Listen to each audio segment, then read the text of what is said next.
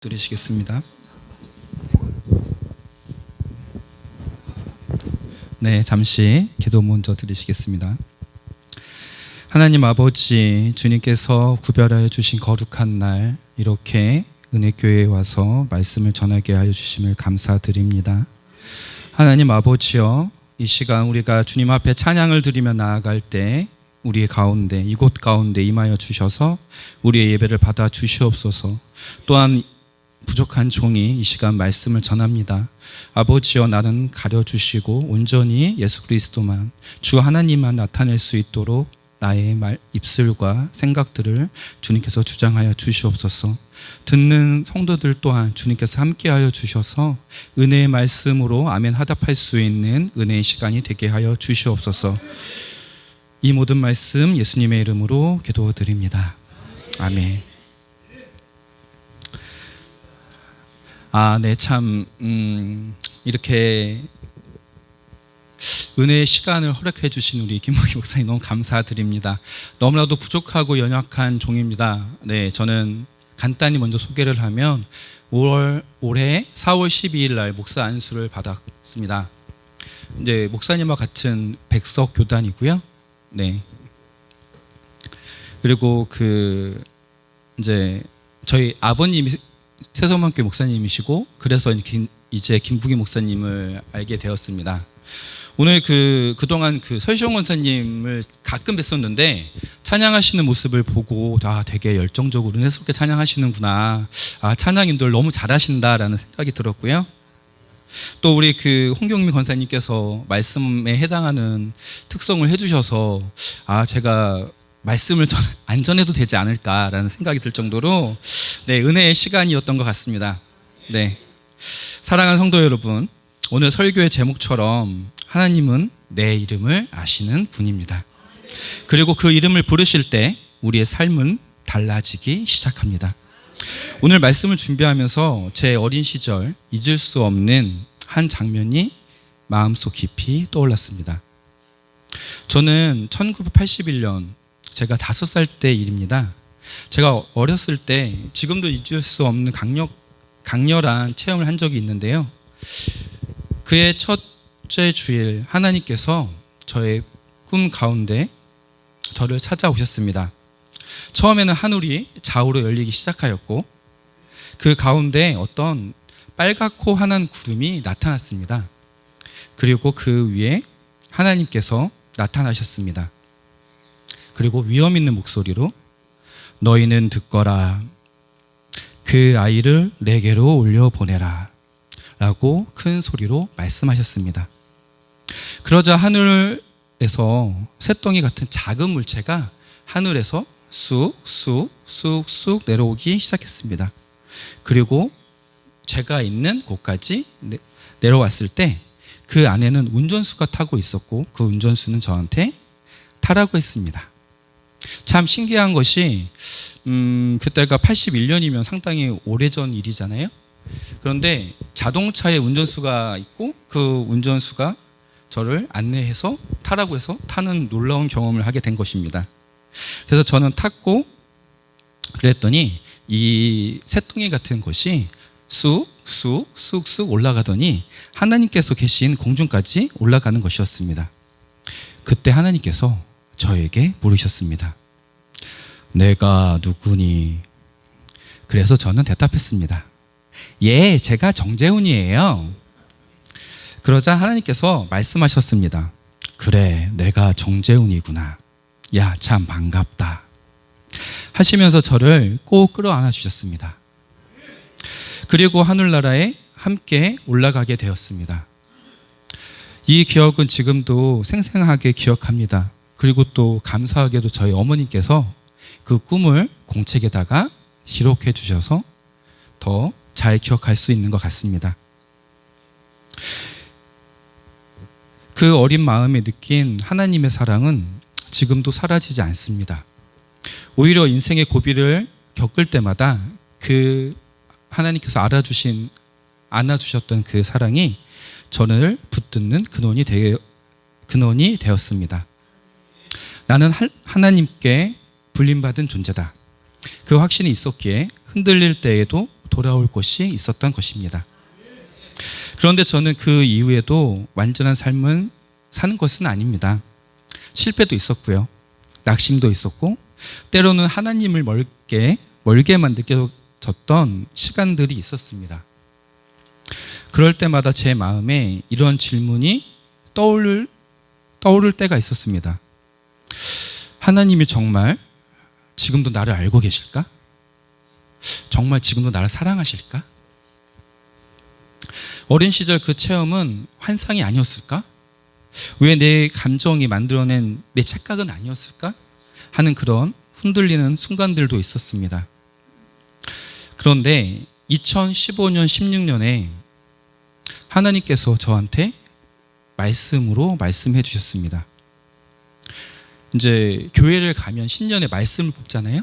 근데 신년에 말씀을 뽑아도 2015년에도 2016년에도 뭐 예를 들어서 어디를 갔는데 어떤 뭐 기도해 주시는 기도를 해줬는데 이 말씀을 주더라 하는 말씀도 어디 가든지 그 모든 말씀이 오늘의 본문 말씀인 이사야 43장 1절에서 3절 말씀이었습니다.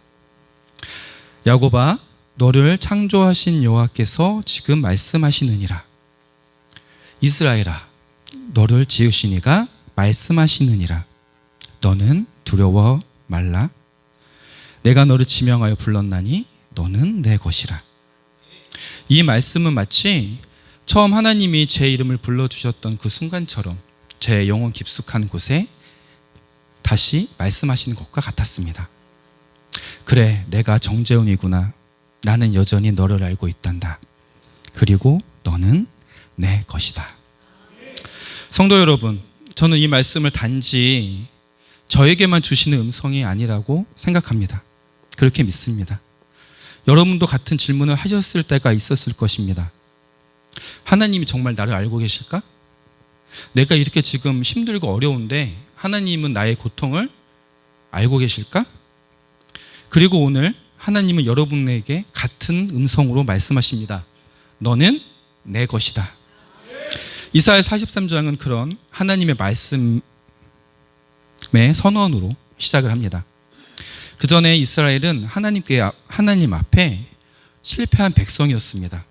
여러분이 잘 아시는 것처럼 42장을 보면 하나님의 율법을 무시하고 영적 눈이 멀어 있었고 결국 그래서 징계를 받아 바벨론의 포로로 끌려가는 결과를 낳았죠. 그런데도 하나님은 이렇게 말씀하십니다. 두려워하지 말라. 내가 너를 구속하였고 내가 널 지명하여 불렀나니 너는 내 것이라. 그래서 그것은 우리가 잘해서가 아닙니다. 하나님이 우리를 포기하지 않으셨기 때문입니다. 우리를 창조하신 분으로서, 우리를 구속하신 분으로서, 그리고 고난 중에도 함께 하시는 분으로서 하나님은 그 백성을 다시 부르신 것입니다. 하나님은 여러분을, 저와 여러분을 부르고 계신 것입니다. 이 말씀을 단지 성경 속 이사야의 이야기도 제 간증으로 끝나는 이야기도 아닐 것입니다. 지금 이 자리에서 하나님은 여러분께 말씀하시지요. 여러분의 이름을 아시고 여러분의 형편을 아시며 오늘도 너는 내 것이라고 말씀하시는 그 하나님 음성에 함께 듣고 순종하시는 은혜의 시간이 되시길 바랍니다. 이제 본문으로 들어가 보겠습니다. 지금까지는 서론이었습니다. 그 하나님이 누구신지, 그분이 어떻게 우리를 부르시고 함께 하셨는지를 한번 본문을 통해 살펴보려고 합니다. 1절 상반절입니다. 제가 다시 한번 읽어보도록 하겠습니다. 야곱아 너를 창조하신 여호와께서 지금 말씀하시느니라. 이스라엘아 너를 지으신 이가 말씀하시느니라. 여러분, 이 말씀은 단순한 위로의 말씀이 아닙니다. 이것은 하나님께서 자기를 선언하는 말씀이시며 하나님과 우리 사이에 본질적인 관계를 보여주는 말씀인 것입니다. 하나님은 우리를 야곱과 이스라엘이라는 두 이름으로 부르십니다. 잘 아시죠? 야곱은 과거에 나약하고 실패한 나를 의미합니다. 그렇다면 이스라엘은 무엇을 의미할까요? 이스라엘은 하나님의 은혜로 변화된 나를 이야기하는 것입니다. 하나님은 결국 이 둘을 다 알고 계시죠. 연약한 나도, 가능성 있는 나도, 그리고 실패한 날도, 다시 시작하는 날도 다 포함해서 하나님은 우리를 부르시고 계시고, 그렇게 우리의 모든 인격을 다 알고 그것으로 인하여서 기뻐하시는 분이십니다. 그리고 그분은 창조하시고 지으신 분입니다. 여기서 창조하다는 아무것도 없는 곳에서 존재하게 하는 능력이죠. 지으시는 토기장인처럼 정성껏 지으신다는 뜻입니다. 즉 하나님은 우리를 아무렇게나 만드신 것이 아닙니다. 계획하셨고 빚으시고 우리를 사랑으로 디자인하셨다는 뜻입니다.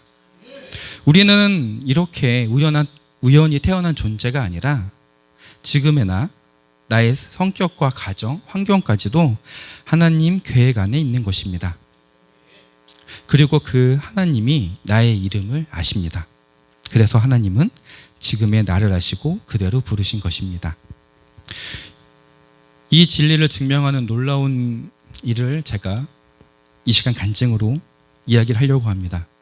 아까 제가 초반에 이야기를 했을 때 하늘나라 올라간 것까지 말씀을 드렸었죠. 사실은 그 다음에 이어지는 이야기가 있습니다. 하나님과 함께 하늘로 올라갔을 때 먹을 것을 많이 주셨습니다. 거기에는 딸기, 제가 너무나도 좋아하는 복숭아, 사과, 아이스크림, 우유, 그리고 그 외에도 상상할 수 없는 것들이 아주 많이 있었습니다. 그리고 하나님께서는 주시는 대로 열심히 먹었습니다. 그때 하나님께서 저를 부르셨습니다. 재훈아, 저는 예 하나님이라고 대답을 했어요. 그래서 하나님께서 이렇게 말씀하셨습니다. 내가 무엇을 가지고 싶은지 말해보아라. 저는 기쁜 마음으로 장난감이요 라고 대답을 했어요. 그래서 하나님께서는 무슨 장난감을 줄까? 라고 다시 물으셨습니다. 저는 흑차요 라고 대답을 했습니다. 여기서 흑차는 저희 어렸을 때 그 지금으로 따지면 이렇게 포크레인 있지 않습니까? 이렇게 흙을 푸고 나르고 이제 평평하게 할 수 있는 그것을 얘기하는 겁니다. 그래서 저는 그 흑차에 타서 운전을 해 보았는데 5살인 제가 운전했을 때 너무나도 운전이 잘 되는 것입니다. 더욱더 놀라운 것은 제가 5살인데도 불구하고 흑차에 올라가서 타서 운전을 할 때에는 그것을 운전할 수 있는 어른이 되어 있었다는 것이죠. 그 흑차는 제가 살고 있는 집만 했습니다. 물론 지금도 웬만한 이제 집처럼 작지는 않죠. 그렇게 저는 그 흑차를 타고 흙을 그 흑차로 몰고 다니면서 고르지 못한 땅을 밀어내고 다듬으며 평평하게 만드는 일을 했습니다. 마치 하나님께서 저에게 맡겨주신 사명이 있는 것처럼 느껴졌고 그 마음속에서 기쁨의 확신이 있었습니다. 이 꿈은 단순히 장난감을 주시는 따뜻한 장면이 아니었습니다. 하나님께서 저를 창조하시고 나를 향한 뜻과 목적을 가지고 계시다는 것을 상징적으로 보여주시는 장면이었습니다. 하나님은 저를 그냥 만들어 놓은 존재가 아니라 정체성과 사명, 그리고 쓰임과 방향을 품고 빚으신 존재라는 확신을 들게 해주셨습니다. 하나님은 여러분을 그렇게 창조하셨습니다.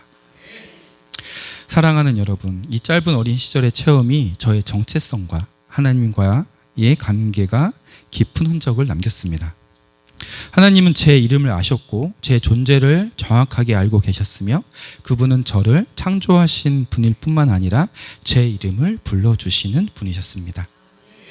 하나님은 얘야라고 부르지 않으셨어요. 정확하게 재훈아라고 정확하게 불러주셨어요. 이는 단순한 환상이 아니라 하나님의 인격적인 부르심, 그 사랑의 체험이었던 것입니다.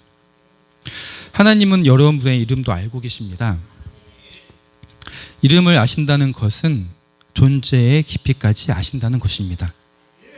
하나님은 여러분이 어떤 사람인지 아시고 여러분의 삶의 조건, 환경, 심지어 마음에 있는 갈등까지 아시며 그 모든 것을 아시는 채로 여러분을 부르시는 것입니다.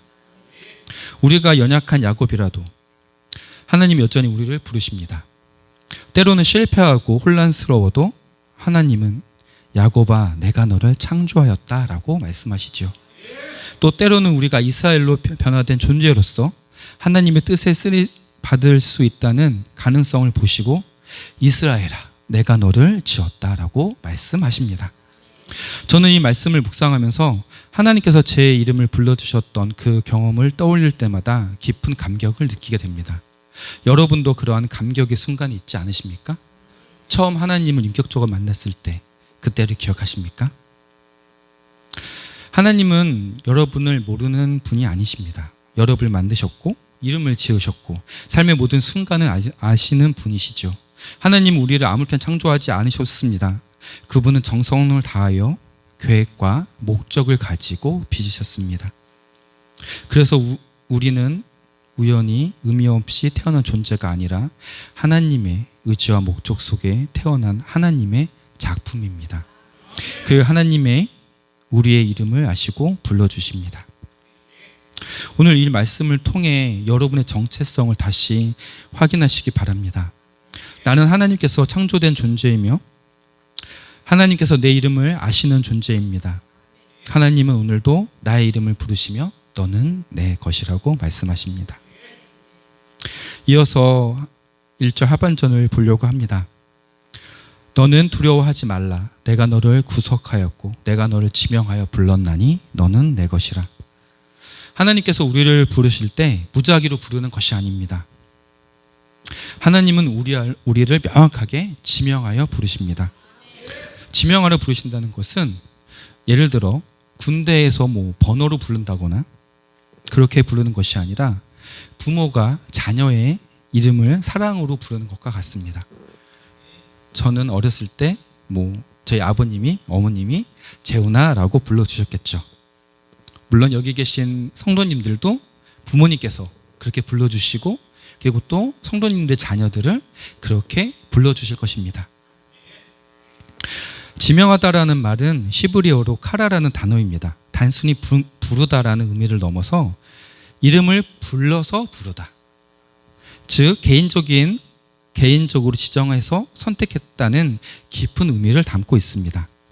즉 이는 개인적인 부르심, 이름을 아는 친밀한 관계에서 오는 부르심을 뜻합니다.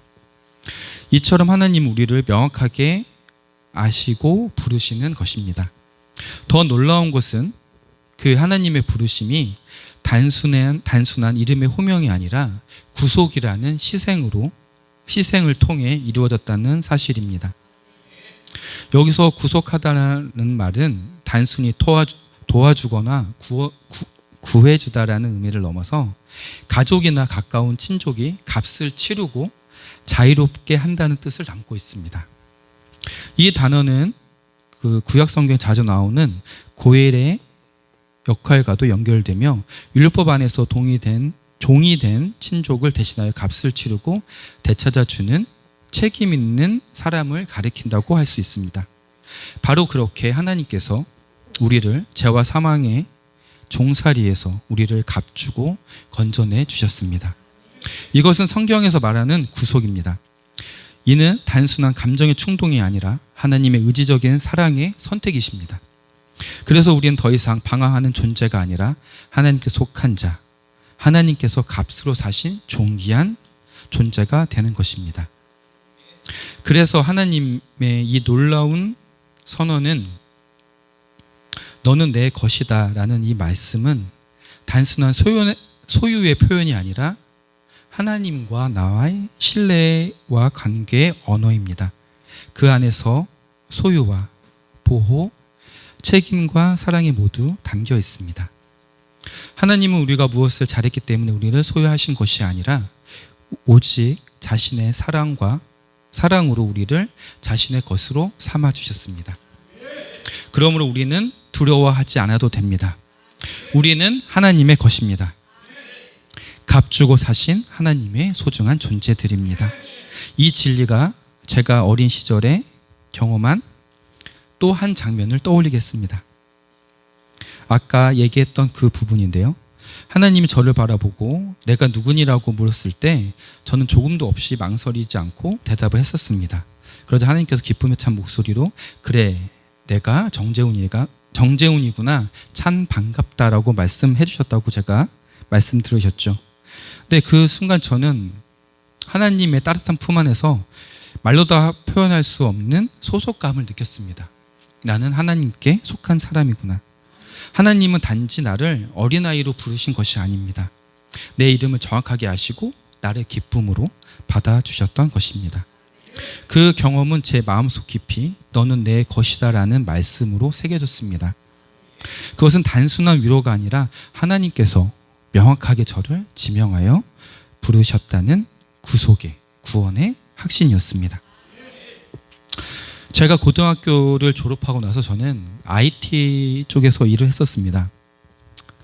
어떻게 보면 세상에서 안정을 누리는 삶을 살았었는데요.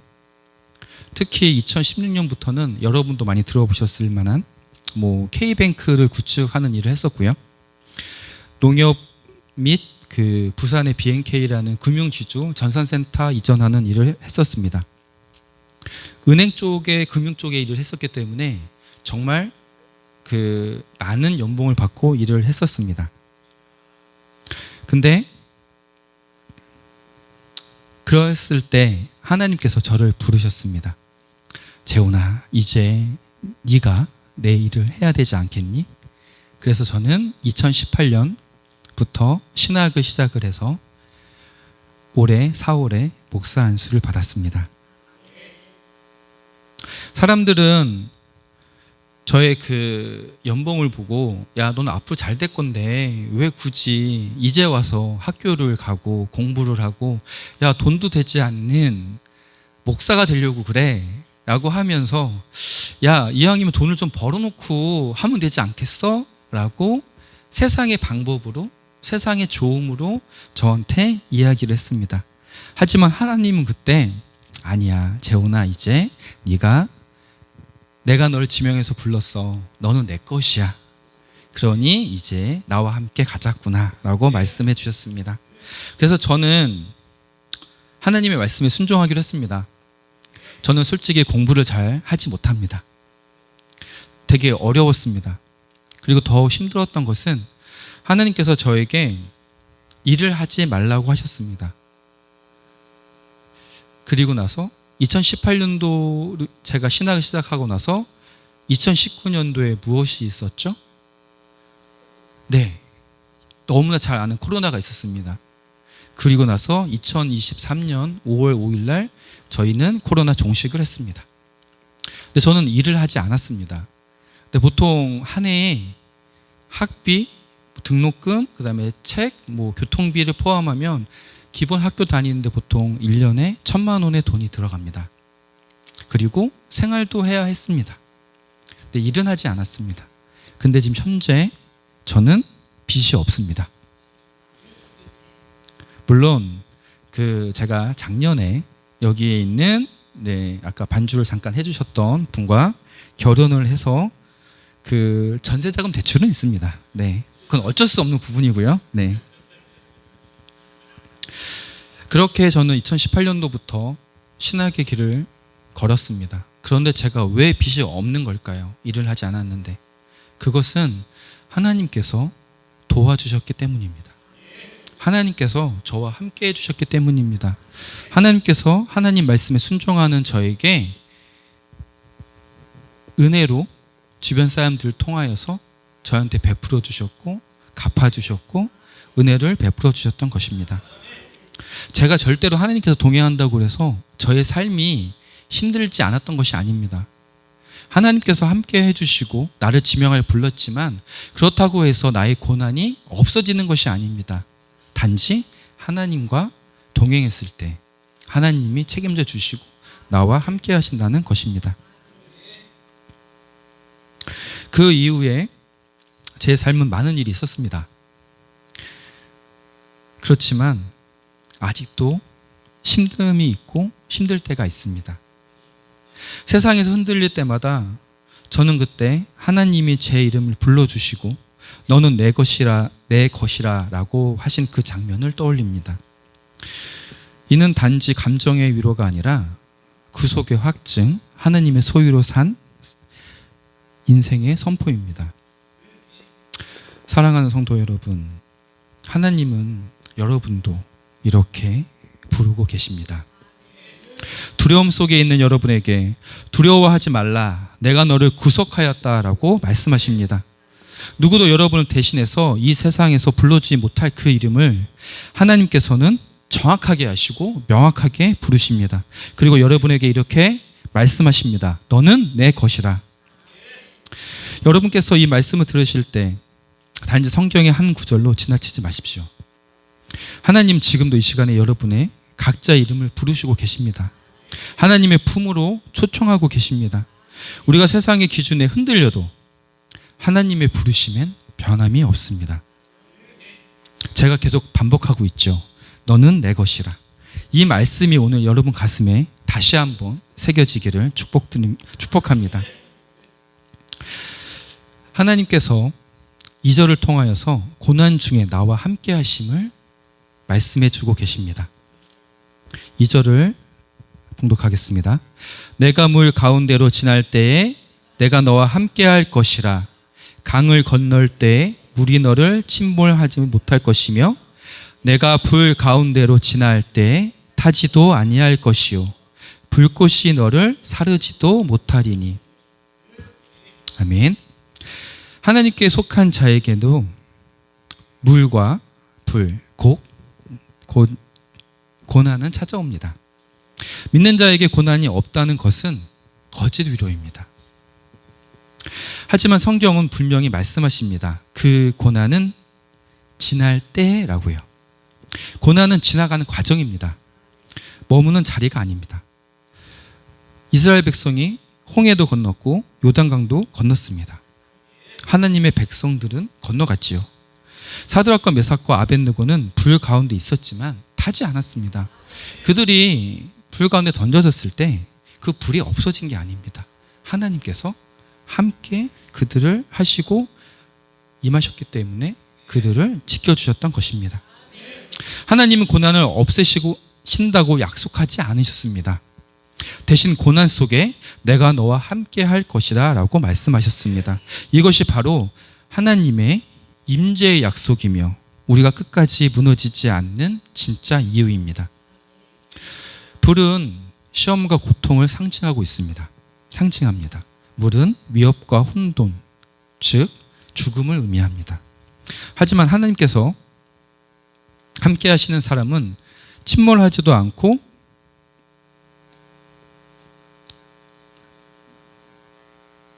잠시만요. 갑자기 이게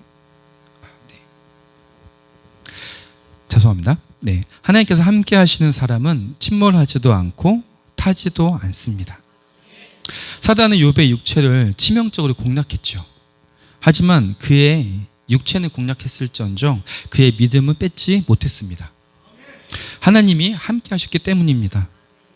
하나님의 동행하심은 추상적인 개념이 아닙니다. 실제적인 보호이고 실제적인 임재이며 실제적인 구원이 되는 것입니다. 그것은 또 제 삶에서 또 다른 꿈으로 나타내 주셨습니다. 제 1981년 1월 또 다른 어느 날, 아까 그거랑 또 다른 날입니다. 저는 또 꿈을 꾸었습니다. 그날도 저는 꿈에서 하늘나라를 올라갔습니다. 그런데 그때 하나님께서 제게 이렇게 물으셨습니다. 재훈아, 오늘은 지옥을 구경시켜 줄까? 저는 깜짝 놀랐지만 네 하나님 하고 대답했습니다. 그러자 하나님은 제 손을 꼭 잡으시고 지옥으로 내려가셨습니다. 그런데 지옥은 위에서 내려다 볼 때 정말 무섭고 깊고 캄캄했습니다. 정말 지옥은 위에서 내려다보는 순간부터 그 깊고 어두움 때문에 너무나 무서웠습니다. 두려움이 막 밀려왔습니다. 어린 마음에 두려움이 밀려왔지만 하나님께서 나의 손을 잡고 계셨기 때문에 한편으로 안정할 수 있었습니다. 그래서 하나님과 함께 지옥으로 내려갔습니다. 그런데 지옥에는 아주 무섭게 생긴 괴물들이 가득했습니다. 놀랍게도 그 괴물들은 하나님께도 그리고 하나님 양옆에 천사들에게도 손을 대지 못했지만 이상하게 저에게만은 잡아먹을 듯하게 달려드는 것이었습니다. 참 정말 무서웠습니다. 그때 그 저에게 마구 달려드는 그 괴물들에게 그때 하나님께서 손에 채찍을 들고 그 괴물들 채찍을 내치시면서 이렇게 말씀해 주셨습니다. 저리 가지 못해. 이 아이가 누군 줄 알아? 그 순간 괴물들은 우쳐들고 다시는 저에게 덤벼들지 못했습니다.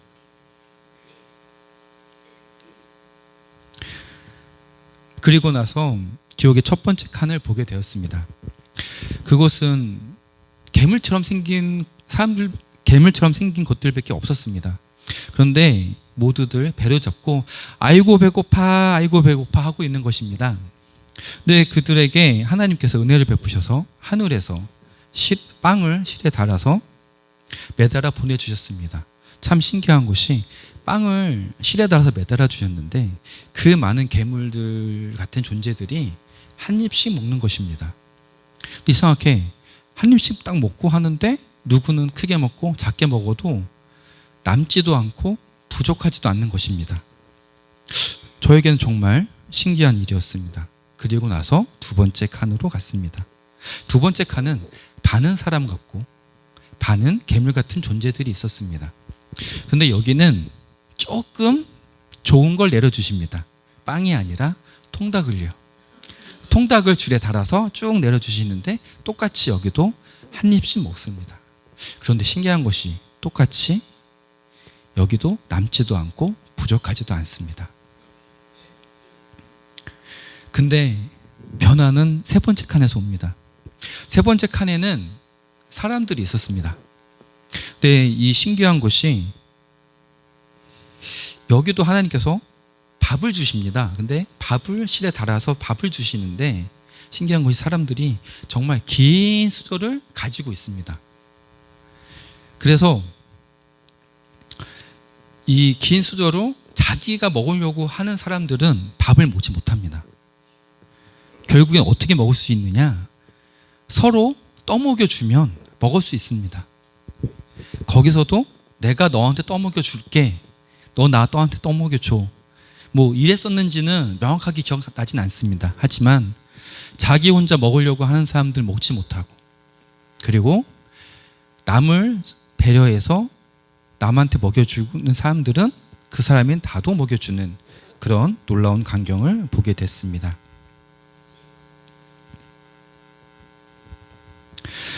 이 꿈을 통해서 느낀 점은 지옥과 같은 고난의 자리에서도 하나님은 나와 함께 계신다는 것입니다. 제가 이야기는 안 했지만 하늘나라에서 내려오기 전에 하나님께서 잡고 계신 손은 아직까지 놓지 않고 계십니다. 그렇게 나와 함께 나의 손을 잡고 계시고 그리고 하나님이 내 편이 되어 주셔서 싸워주신다는 것입니다. 하나님께서는 고통의 현장을 직접 인도해 주시고 그리고 그 고통 가운데서 나를 보호해 주시는 분이라는 점입니다. 이 꿈은 어떻게 보면 하나님이 저에게 보여주신 고난 중에 동행하시는 하나님의 실제적인 모습이 아니었을까 생각합니다. 사랑하는 성도 여러분, 하나님은 단지 고난의 끝에서 기다리는 분이 아니십니다. 그 고난의 한복판에서 나와 함께 나의 손을 잡고 걸으시며 나를 위해 채찍질하시며 보호하시고 싸워주는 분이십니다. 그분은 오늘도 우리에게 이렇게 말씀하십니다. 이 아이가 누군지 알아? 또는 이 사람들이 누군지 알아? 내가 함께하는 백성이다. 내가 사랑하는 백성이다 라고 말씀하십니다. 고난은 반드시 지나갑니다. 우리 앞에 강은 우리를 침몰시키지 못합니다. 우리 안에 있는 믿음의 불꽃을 사르지를 못하지요. 왜냐하면 하나님께서 우리와 함께 하시기 때문입니다. 고난이 깊어질수록 하나님의 손은 더 가까이 와 있습니다. 그리고 그 손은 우리를 지옥의 한복판에서도 붙들어 주시고 어둠의 괴물 앞에서도 붙들어 주시며 선언하시죠. 이 아이가 누군지 알아? 라고요. 그러므로 사랑하는 여러분, 고난이 찾아왔을 때 고난이 찾아왔을 때 두려워하지 마십시오. 그것은 지날 때입니다. 그리고 그 길에 하나님이 동행하고 있음을 믿으시기 바랍니다. 내가 너와 함께 할 것이다 라는 이 약속을 믿고 물과 불을 지나며 믿음으로 걸어가시는 여러분이 되시기를 축복합니다. 마지막으로 3절을 통해 다시 한번 봉독해 보도록 하겠습니다. 대저 나는 여호와 내 하나님이요 이스라엘의 거룩한 이요 내 구원자임이라. 내가 애굽을 너의 속량물로 구스와 스바를 너를 대신하여 주었노라. 하나님은 나를 위해 대가를 치르셨습니다.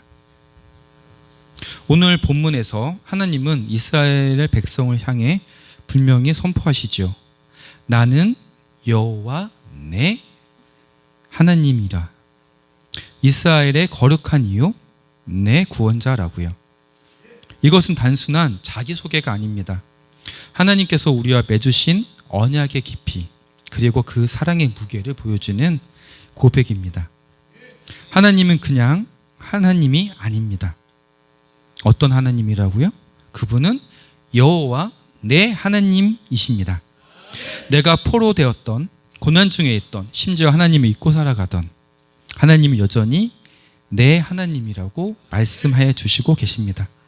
그분은 우리를 잊지 않으십니다. 버리지 않으시고 끝까지 붙드시는 하나님이십니다. 그리고 하나님은 자신을 이스라엘의 거룩하니 내 구원자라고 선언하십니다. 여기서 구원자라는 단어는 시브리어로 모시아입니다. 단순히 위기에서 구원해주는 구조가 아닙니다. 대가를 지불하고 우리를 건져냈다는 뜻입니다.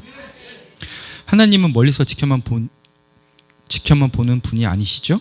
고통 한복판에서 들어오셔서 값을 치르시고 그 생명을 걸고 우리를 되찾으시는 분이십니다.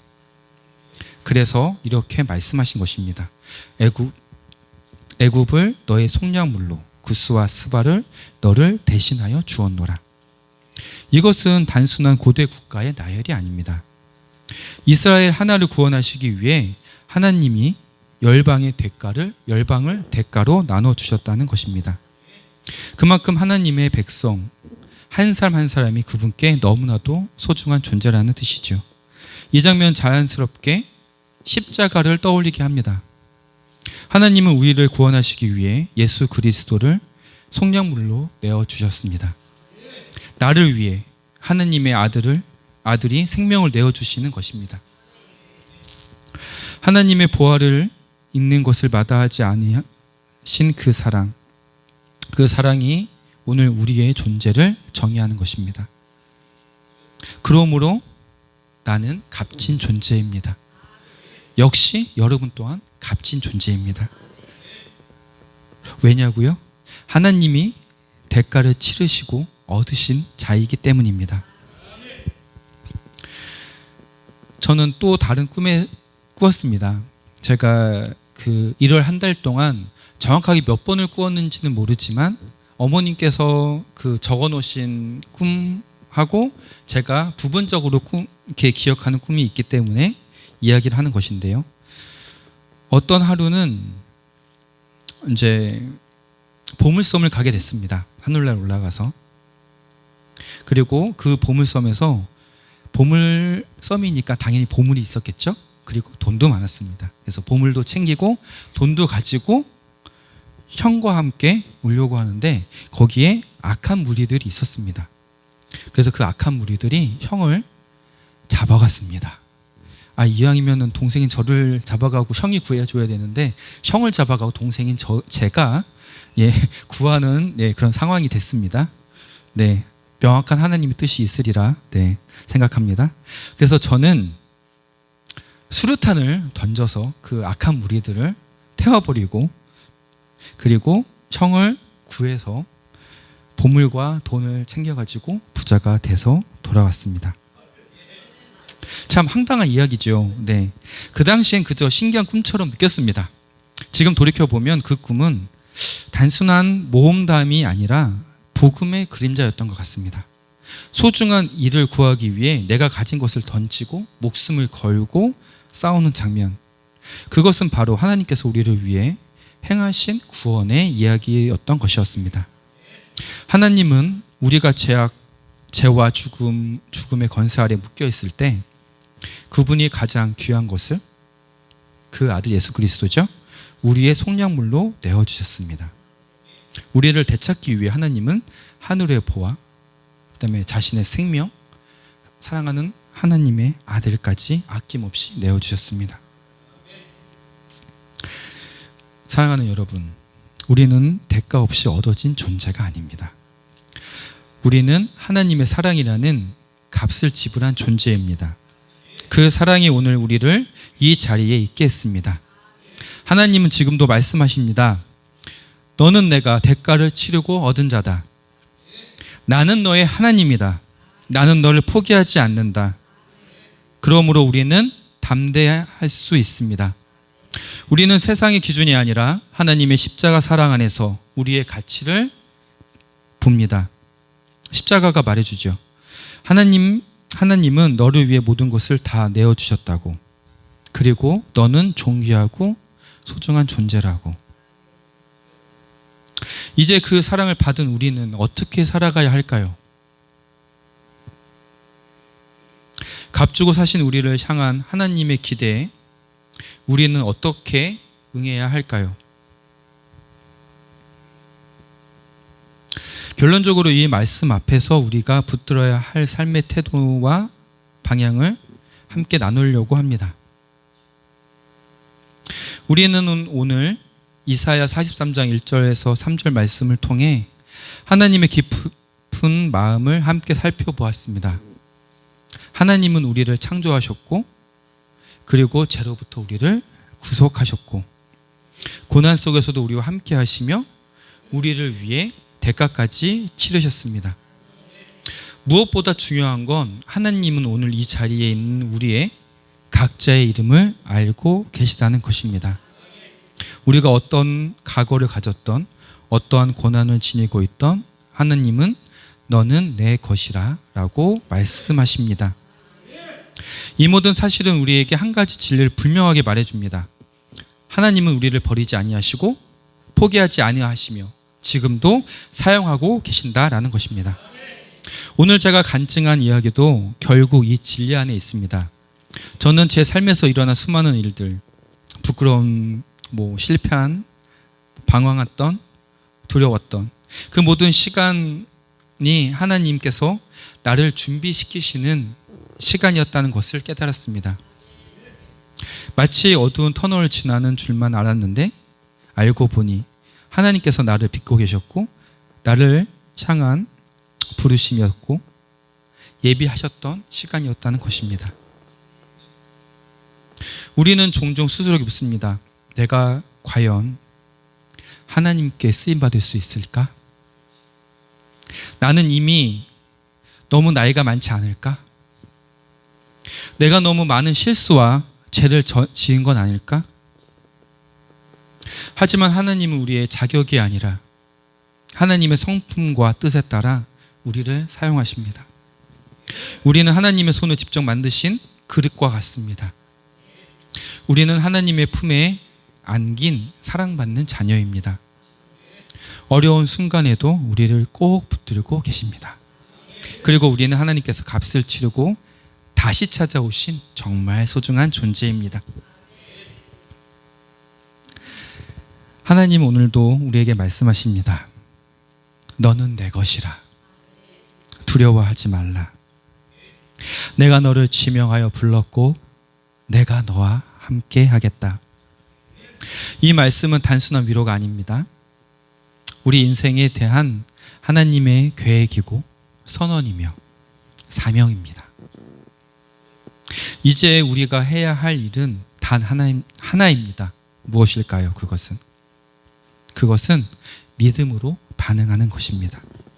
지금까지 내 삶에 허락된 모든 시간이 헛된 것이 아니었음을 고백하며 지금 이 자리에서 하나님 저를 써주세요 라고 순종으로 나아가는 것입니다. 하나님은 저를 준비시키셨습니다. 그리고 여러분을 준비시키셨습니다. 그리고 지금 이 시대에 이 교회 안에서 여러분을 쓰시기 원합니다. 그러니 오늘 두려워하지 마십시오. 여러분은 하나님의 것입니다. 기도하겠습니다. 사랑의 하나님, 우리를 창조하시고 지으시고 구속하시며 이름을 아시는 주님을 찬양합니다. 우리가 아직 형체도 없을 때부터 우리를 아셨고 세상의 눈에 연약하여 작아 보이지 않는 우리를 내 것이라 부르시며 안아주신 주님의 은혜를 기억합니다. 주님, 우리가 고난 중에도 무너지지 않게 하시고 물과 불을 지날 때에도 하나님의 임재와 동행으로 담대하게 나아가게 하옵소서. 우리의 각오를 정죄하지 않으시고 미래를 예비하시는 주님, 지금 이 자리에서 우리 각자의 이름을 다시 부르실 때 주님, 제가 여기 있습니다 라고 응답하게 하옵소서. 이 설교를 통해 주신 하나님의 부르심에 기쁨으로 순종하며 나아가는 하나님의 자녀들이 되게 하여 주시옵소서. 예수님의 이름으로 기도드립니다. 아멘.